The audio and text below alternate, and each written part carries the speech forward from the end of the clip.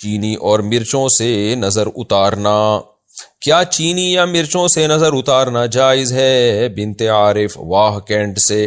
جائز ناجائز تو کی بات نہیں ہے، عبث ہے، لغو ہے، فضول ترین کام ہے اور اللہ پہ توکل کے خلاف بہرحال ہے، کیونکہ اس کا کوئی نہ قرآن و سنت سے ثبوت ملتا ہے اور کوئی دلیل نہیں ہے اس کے. دیکھیں دلائل یا تو قرآن و سنت سے ہوتے ہیں یا عقل سے ہوتے ہیں، نہ عقلی کوئی دلیل ہے نہ قرآن و سنت کی کوئی دلیل ہے. بعض لوگ کہتے ہیں کہ یہ تجربے سے ثابت ہے کہ بچہ رو رہا ہوتا ہے، مرچیں جلاتے ہیں تو بچہ چپ ہو جاتا ہے، اس کا مطلب نظر لگی تھی اور ٹھیک ہو گیا.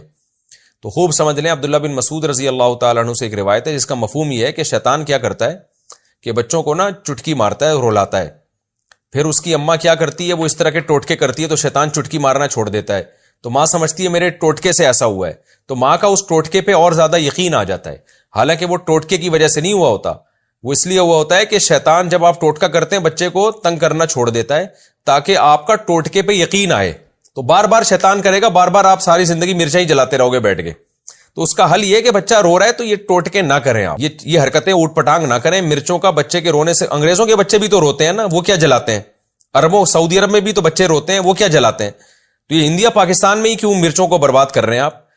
تو یہ فضول حرکت ہے، چھوڑ دیں اس کو. میرے اللہ کا شکر ہے، اللہ کی دین ہے، میں تکبر میں نہیں کہہ رہا اور کوئی شو مارنے کے لیے نہیں کہہ رہا، اللہ نظر بد سے بچائے. میرے 15 بچے ہیں الحمدللہ، آج تک ہم نے نہیں کسی بچے پہ مرچیں جلائیں. ہمارے بچے بھی اللہ کے فضل سے بڑے ہو گئے، تو کچھ چھوٹے ہیں، کچھ بیچ میں ہیں، کوئی بڑے ہونے کی کوشش میں لگے ہوئے ہیں. تو ہر طرح کے بچے الحمدللہ ہیں. تو ہم تو نہیں یہ حرکتیں فضول قسم کی، نام نے کبھی پی لیے کہ جھڑوایا، نہ کبھی جوتے دلوائے ان کے گردن میں. یہ اللہ نے ہمیں ان فضول چیزوں سے محفوظ رکھا ہوا ہے. کوئی بچہ بیمار ہو جائے اللہ سے دعا مانگتے ہیں، ڈاکٹر سے علاج کراتے ہیں، ڈاکٹر سے یا کبھی ہومیوپیتھک، کبھی حکیم، کبھی ایلوپیتھک ڈاکٹر، یہی چل رہا ہے اور اللہ کا فضل ہے جی.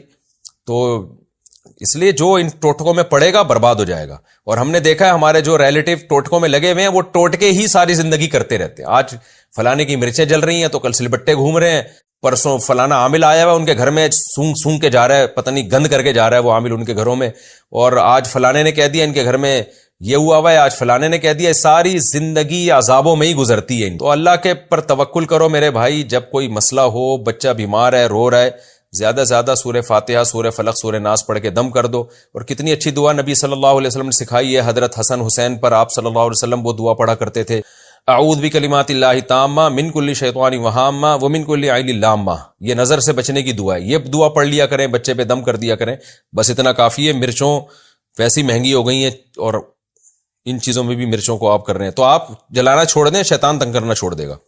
ورنہ شیطان تو آپ کو پتہ ہے وہ آپ سے بڑی چیز ہے، وہ پھر ایسا کرے گا نا آپ کے ساتھ کہ آپ یاد رکھو گے، پھر مرچیں ہی جلاتے رہو گے اور پھر مرچوں سے آگے بڑھائے گا، کہے گا اب کچھ ہو گیا، اب عاملوں کو لے کر آؤ.